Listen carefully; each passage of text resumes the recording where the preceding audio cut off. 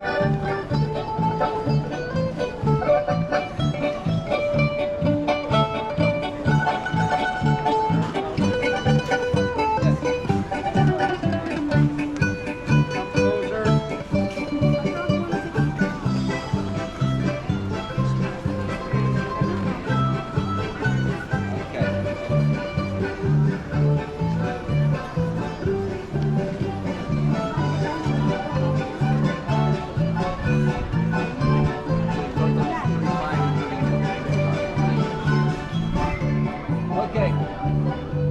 that was just a musical welcoming, all right?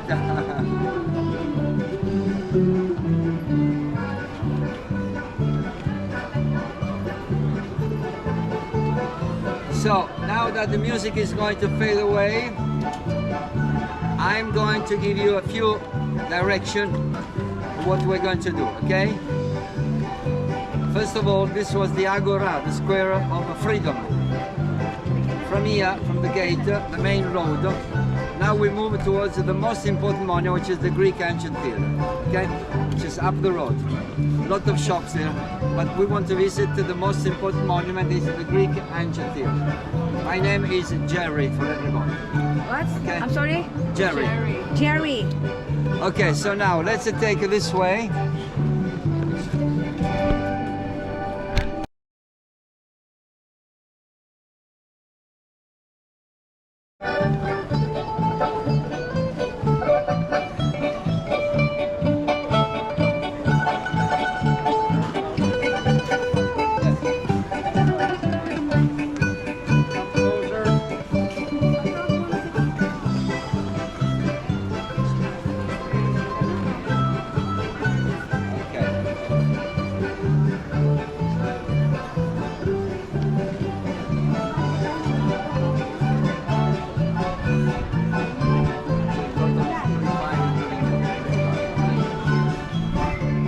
Okay, that was just a musical welcoming, all right?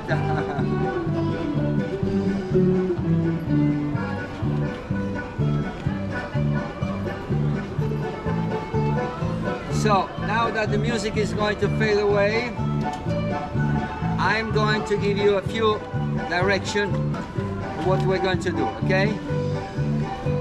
First of all, this was the Agora, the square of freedom. From here, from the gate, the main road, now we move towards the most important monument, which is the Greek ancient theater, okay? Which is up the road. A lot of shops here, but we want to visit the most important monument, is the Greek ancient theater. My name is Jerry for everyone. What? Okay. I'm sorry? Jerry. Jerry. Okay, so now let's take it this way. Yung dalawa Italiano namimili. Okay. Can I start?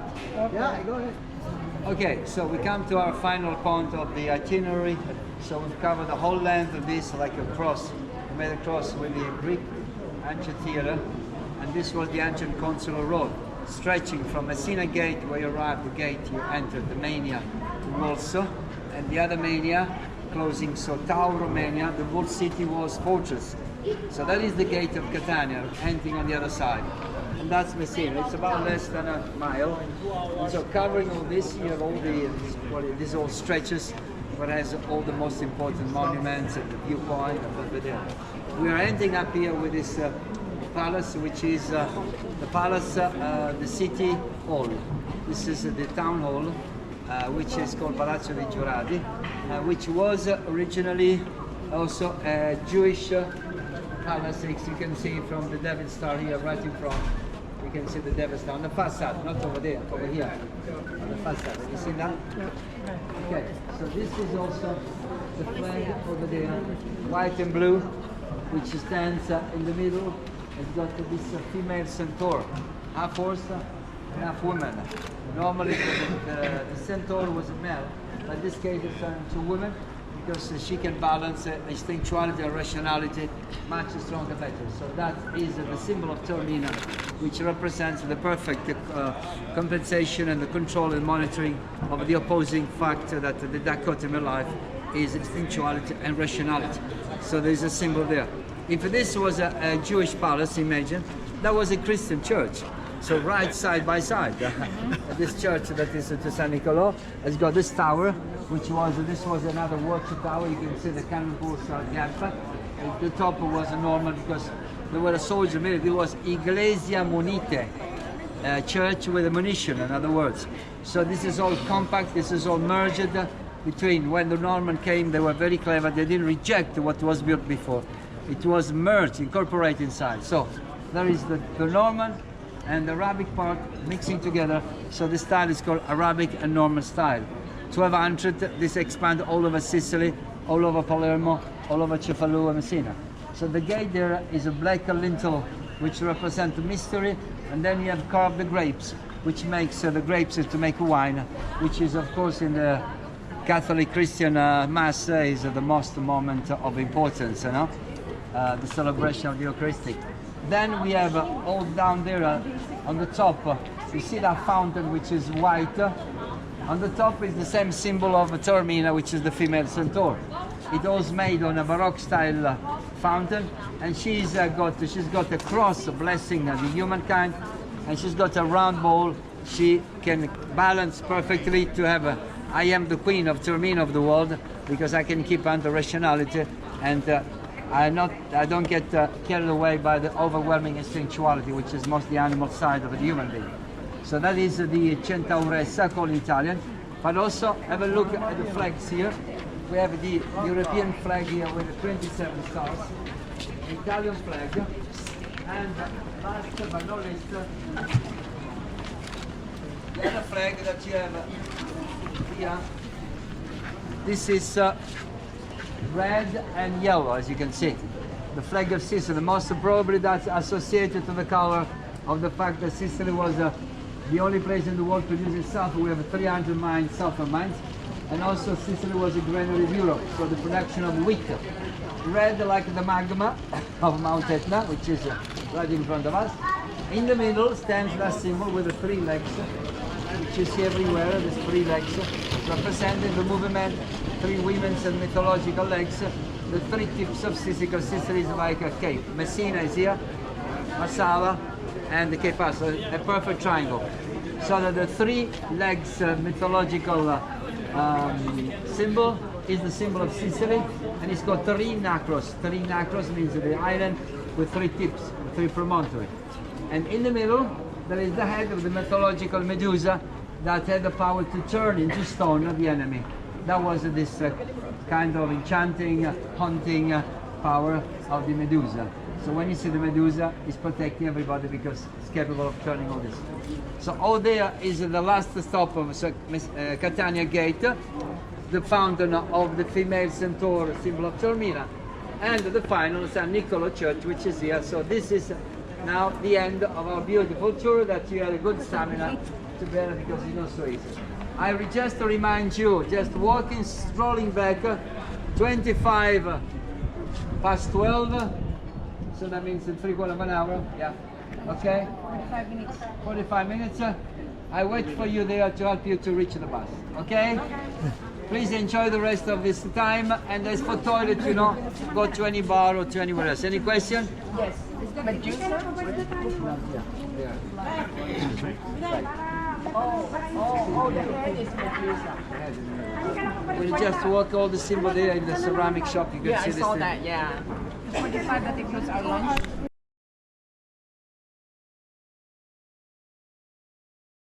The bar is an historical one, okay, which you can see is called now Mocambo Bar Dolce Gabbana. Just a few weeks ago, that was turned into Dolce Gabbana fashion inside and outside the bar. So when you drink, of course, a coffee there or a cappuccino, it's got the double taste, fashion and the drinking taste, okay?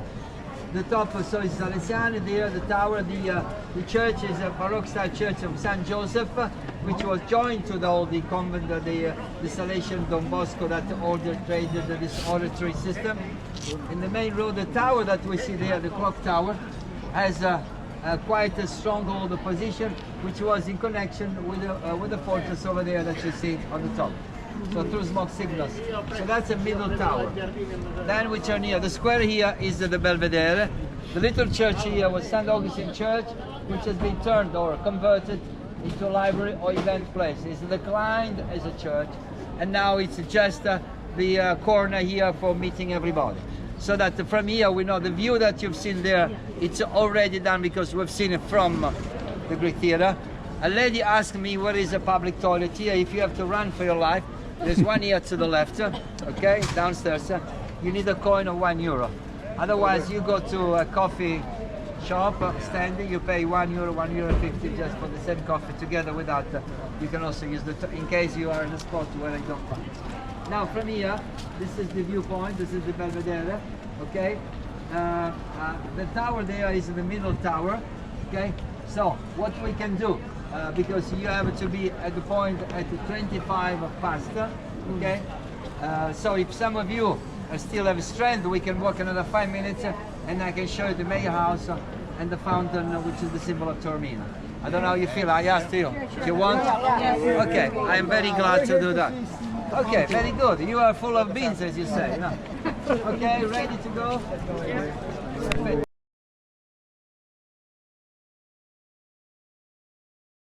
There, even a lady in the Greek theater said, "Is this the Belvedere?" Now, you must know that the word Belvedere, literally translated into English, means beautiful view. All right, so any beautiful view. So wherever, in every little town in Sicily, there is, where do we meet? Let's meet in Belvedere or in a piazza. Piazza is the square. But normally, let's meet at Belvedere, this is what you mean. Because Belvedere, the viewpoint, not only Belvedere, but it's an historical spot. Because there is Giuseppe Garibaldi plate. You see? Giuseppe Garibaldi was considered the liberator of Sicily. He was in the hero of the two worlds. In 1861, he made his way to Sicily from Marsala, the liberation against the Bourbon Spanish. So he was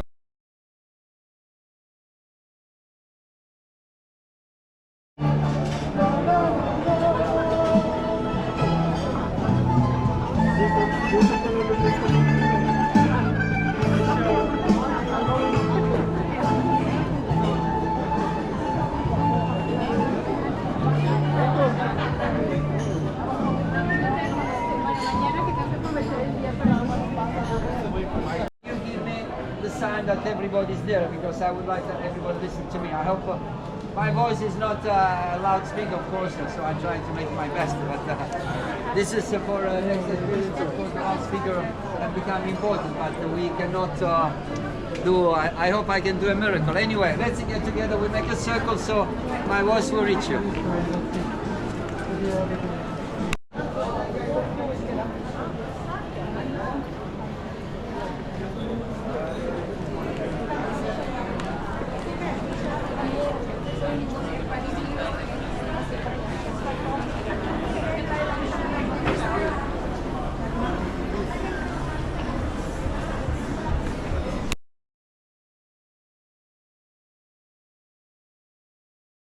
Okay, so 12:30 we meet here. But in case somebody wants to do shopping and things, I will take you to the next square where there is a lovely viewpoint. Okay, let's say please make it very sharp at 12:30 or 5 minutes earlier, so then we cut the shuttle bus. It's clear. If you're not here, I have to take the people straight to the shuttle bus. Then from there that takes you to the parking, okay? So that from here I take you to the shuttle bus, make sure that they are 35. You cannot get lost, it's one road. This road is called Corso Umberto. So if you get lost in Taormina, I am sorry, one road. I didn't get lost too much. Okay, maybe now we have another second colleague that is assisting you. One from the back and one in front, okay? Okay. So that to make sure. Okay, so let's have this final spot to do the Odeon just back here, and then to the viewpoint.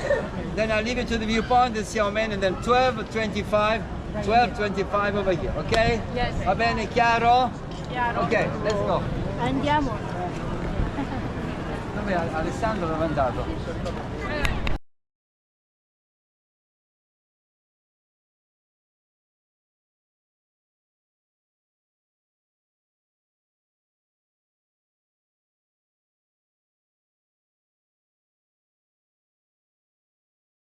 The mountain, the little town, Castelmola, the natural beauty brings you energy, power, and harmony. This is what it was, the idea of the Greek. So I want to keep on the Greek path. After 5 o'clock, though, I may have to enjoy la dolce vita, carpe diem. But la dolce vita doesn't mean bad things. It's just you want to have a glass of wine, a nice thing to eat, a plate of spaghetti, a plate of lasagna, and smile to the life. That's why I want you to enjoy here that this was the view of the Greek, mostly metaphysical, Platonic contemplation, mesmerizing all the spectators and showing that this is Poseidon, the sea, Hephaestus, the fire, Mount Etna is there. Somebody asked, where is Mount Etna? It's in front of us. Look, you cannot miss it. It's a huge mountain. It's up there in the cloud. There is the top, 11,000 feet, covered with snow and with everything there. Okay? So what else? I mean, this is absolutely amazing, and this is absolutely smashing, because this was chosen by the gods. So still we don't believe today how they could do this all around. If you turn, you see natural beauty. And the 4 elements, water, fire, earth and air, they mix together into one magic moment that the Greek called the quintessence. What was the quintessence? Was the moment of liberation, the most beautiful thing. It's something ineffable. It's something inestimable. I cannot catch it. Is there, maybe it's the particle of God, as Boson said about the matter. The boson or the particle of God. I think this is the particle of God. Thank you very much for your attention. Big round of applause for your attention.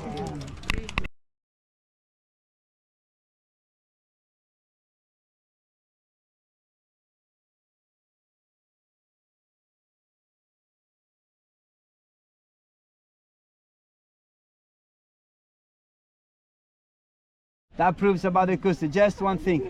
You're going to feel the little breeze. You see the breeze comes from the sea.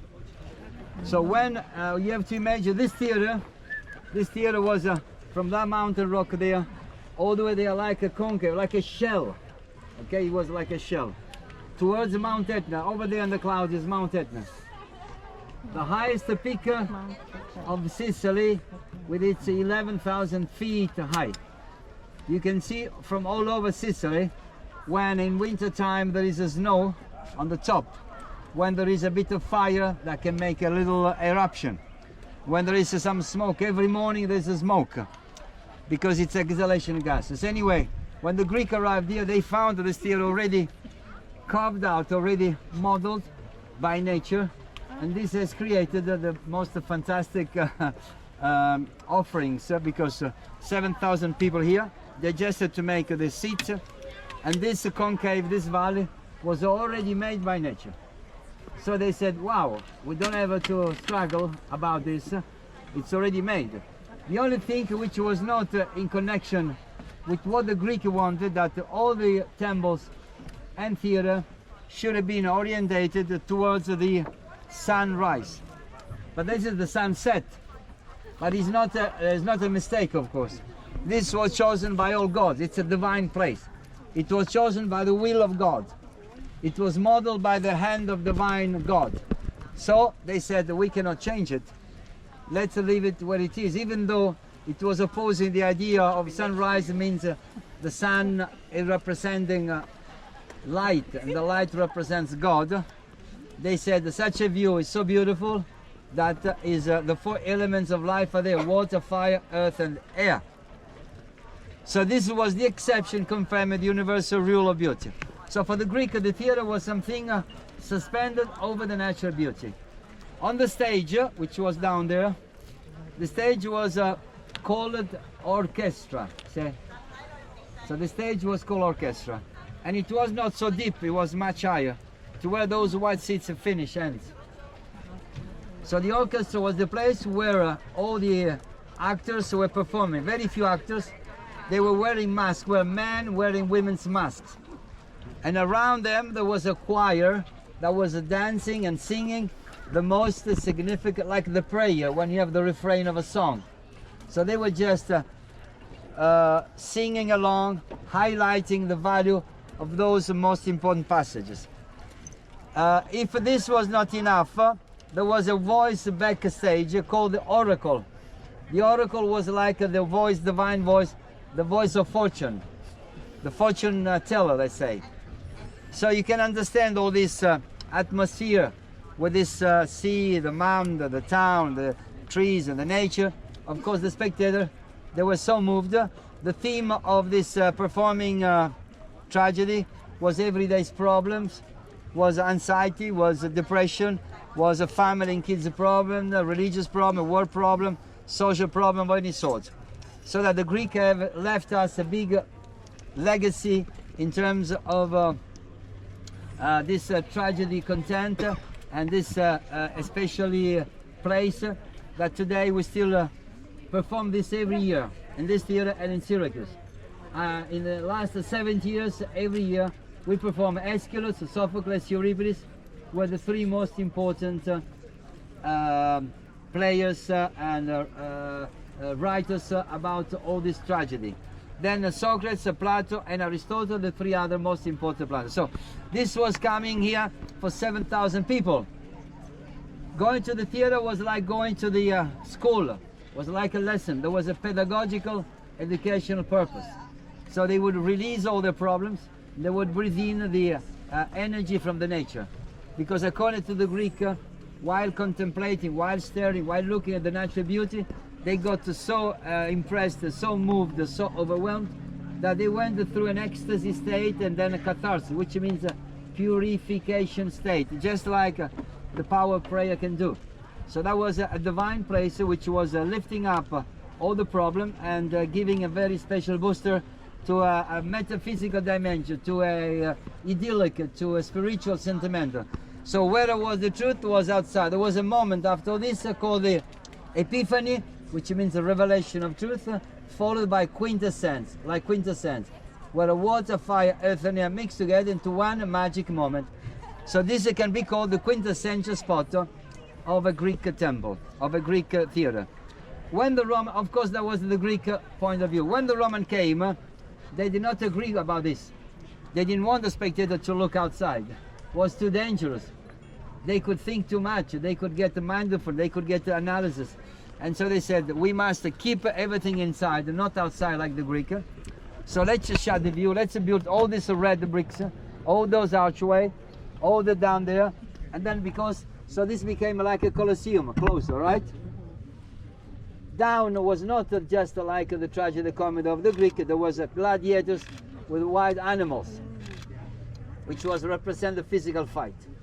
So that's why this is a Greek theater from the 3rd century BC, which was turned into a Roman amphitheater battle for gladiators into the 2nd century AD, which means that that was the power, the physical power, the cruel fighting between gladiators and wild animals. Of course, they had to come down the level, and they came down. This was called arena.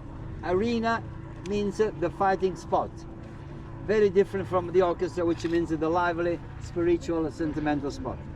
So here I've given you the two sides so that you can understand why this theater is unique, exclusive in the world, and it has been classed and listed as worldwide heritage site because of the view, because of the value, because of the prestigious extensively, and that's because it's still alive. And every night, as you see, the stage is built just in summertime, because every night we have opera, ballet, dancer, all sorts of show that is in connection with this theater and the acoustic.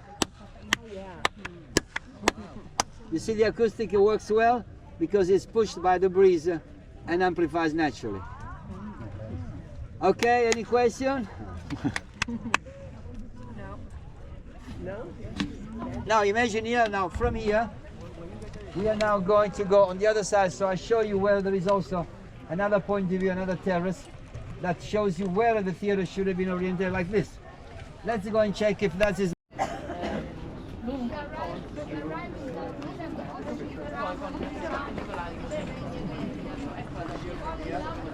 Historical, archaeological, monumental importance. From that rock, which is right in front of you, see, right to the top there, you can see then there is all these red bricks which was built later by the Roman, 2nd century AD. To the other rock, that was the original opening. So the theater originally was all opened towards this. So the stage was much higher.